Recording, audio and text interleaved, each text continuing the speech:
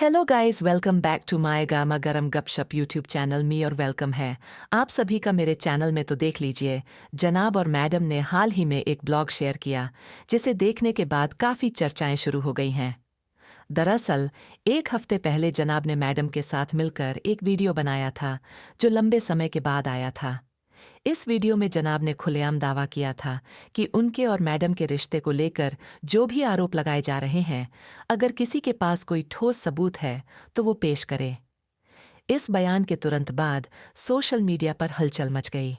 NF ने एक video के जरिए ठोस सबूत पेश कर दिया जो इस मामले को लेकर काफी चर्चा में आ गया। यही नहीं, मैडम के एक्स हस्बैंड की कुछ कलीग्स ने भी आगे आकर इस मुद्दे पर खुलकर बात की और अपने अपने प्लेटफॉर्म्स पर वीडियो पोस्ट किए। लेकिन जनाब और मैडम ने इस पर कोई प्रतिक्रिया नहीं दी, बल्कि पूरे एक हफ्ते तक गायब रहे। फिर जब एक हफ्ते बाद उनका नया वीडियो सामने आया तो लोग उम्मीद कर रहे थे कि वे इस पूरे विवाद पर कुछ बोलेंगे, क्योंकि चर्चा उन्होंने ही शुरू की थी। लेकिन ऐसा कुछ नहीं हुआ।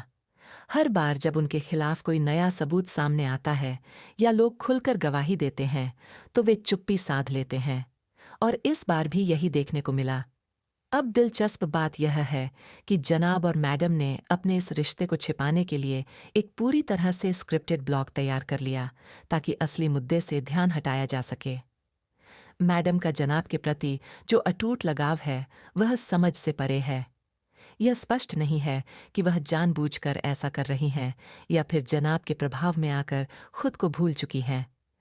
वह अपने हर अचीवमेंट का श्रेय जनाब को ही देती हैं, यहाँ तक कि अपने खुद के योगदान को भी नज़रअंदाज कर देती हैं। अगर आप नहीं जानते तो बता दें कि जिस फ्लैट में जनाब और मैडम रह रहे हैं वह असल में मैडम ने खरीदा था। इससे पहले जनाब और उनकी अम्मी एक किराए के मकान में रह रहे थे। मैडम ने पहले एक 2 BH के फ्लैट खरीदा और फिर कुछ सालों बाद उसे अपग्रेड करते हुए पास वाला एक और 2 BH के फ्लैट लिया, जिससे उनका घर एक 4 BH के में बदल गया। लेकिन इन सब के बावजूद हर जगह सारा क्रेडिट जनाब को ही मिलता है।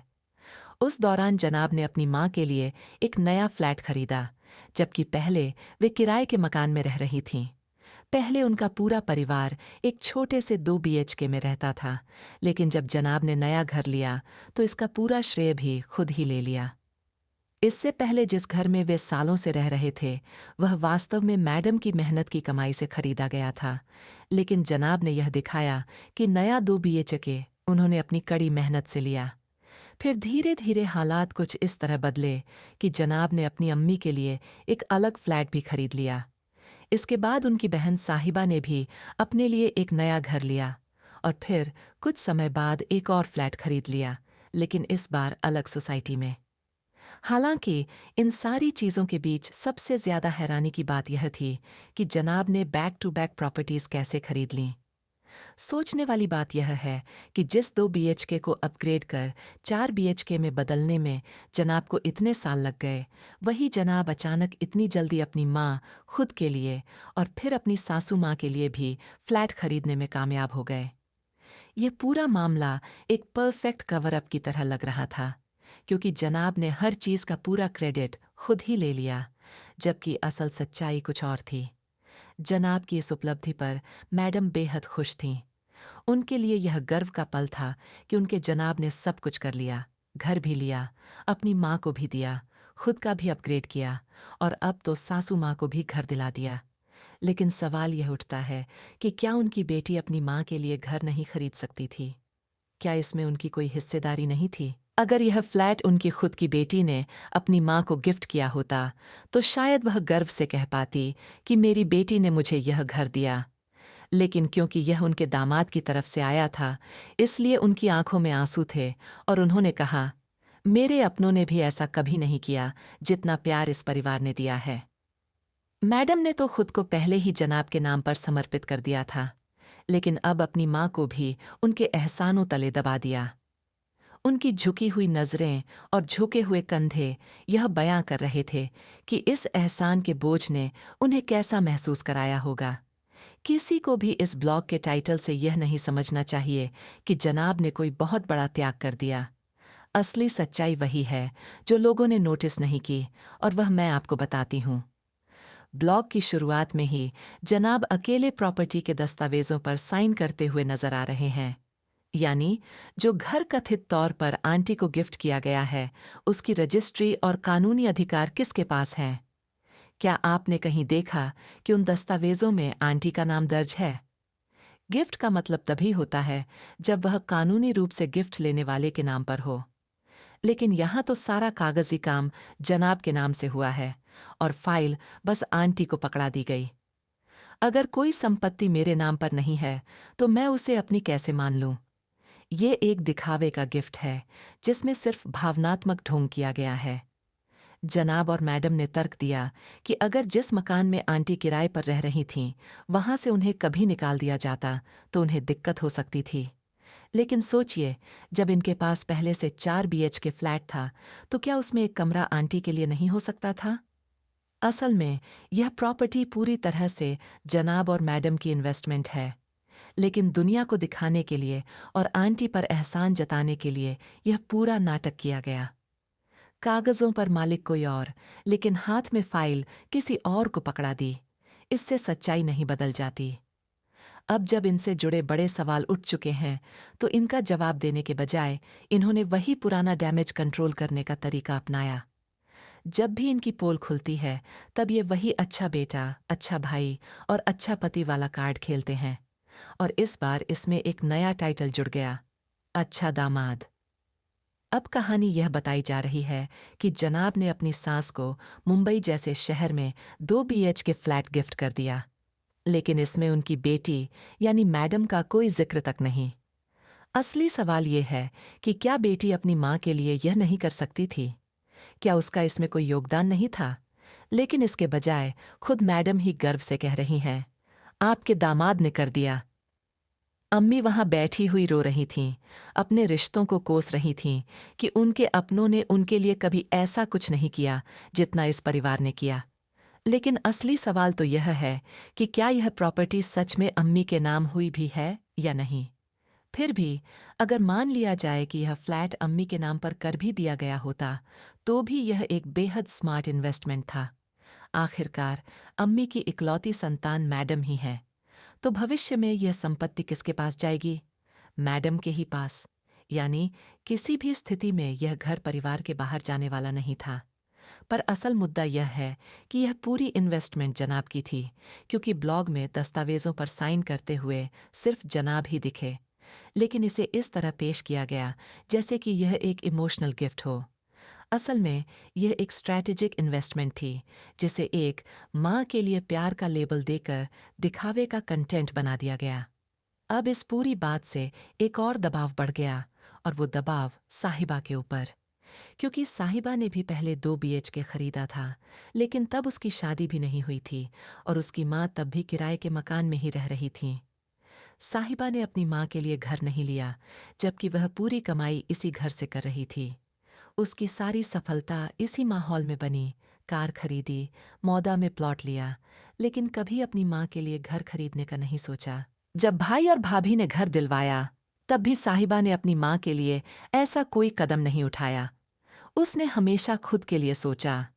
शादी से पहले ही अपने लिए 2 बेडरूम किचन हॉल लिया, फिर कार खरीदी, मौदा में प्लॉट लिया और अपने सपनों में वहां एक मैरिज हॉल बनाने की कल्पना की।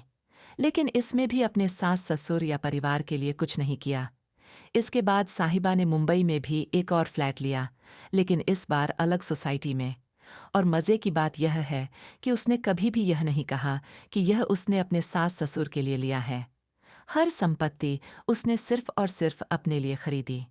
इस पूरे मामले में असली सवाल यह नहीं है कि कौन क्या खरीद रहा है, बल्कि यह है कि इसे किस तरह दुनिया के सामने पेश किया जा रहा है। कोई इन्वेस्टमेंट कर रहा है और इसे त्याग का नाम दिया जा रहा है, तो कोई अपनी इन्वेस्टमेंट को पूरी तरह पर्सनल फायदे के लिए इस्तेमाल कर रहा है।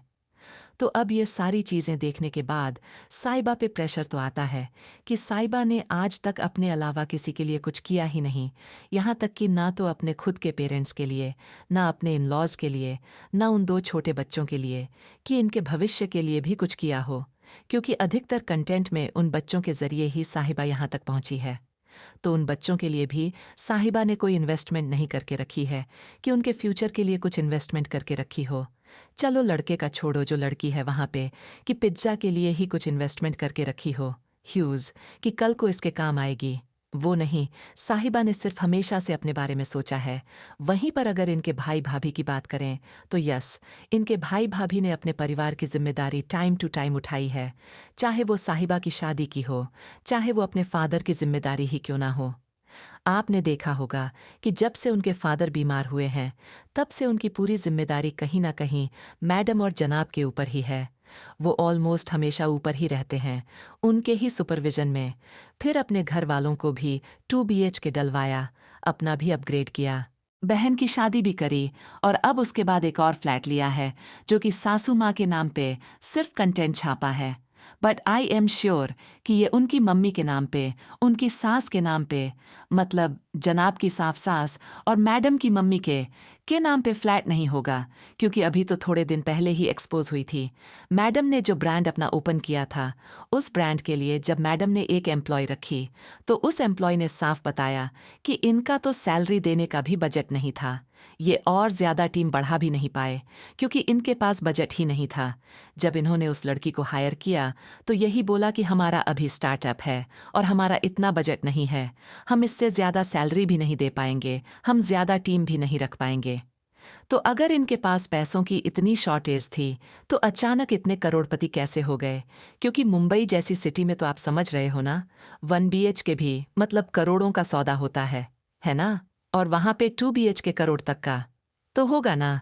तो जो एक एम्प्लॉय के पैसों में हजारों रुपए नहीं बढ़ा पा रहे थे, उन्होंने करोड़ों का फ्लैट इतनी जल्दी कैसे ले लिया?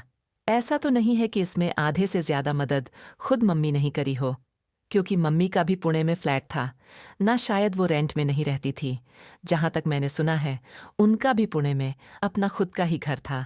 जब मैडम के पास वो शिफ्ट हुई, तो अपना वो घर से रिलोकेट होके मैडम के पास आई, तो उनका वहां का घर ऐसे ही रखा होगा। तो इसका मतलब या तो इनकी जो मम्मी है, उन्होंने अपनी वहाँ की प्रॉपर्टी जो है वो डिस्पर्स करी, और उसके बाद कुछ अमाउंट यहाँ पे मे बी दिया हो, लेकिन अमाउंट देने के बाद भी उनका क्या फ़ायदा हुआ? अगर कि ये घर, ये जो प्रॉपर्टी है, ये जनाब के नाम पे है, बस गिफ्ट दे दी है दिखाने के लिए कि मम्मी की है, और मम्मी बेचारी अब जनाब की फैमिली की हमेशा क्या मानती रहेगी? हुकूमत मानती रहेगी, उनके आगे हाथ जोड़ती रहेगी।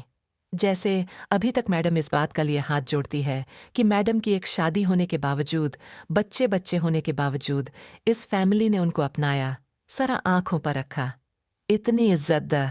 आज तो मैडम की मम्मी ने खुद ये बात बोली ना कि मेरी बेटी को इतनी इज्जत दी, इतनी रिस्पेक्ट दी, और अब मुझे इतनी रिस्पेक्ट दी।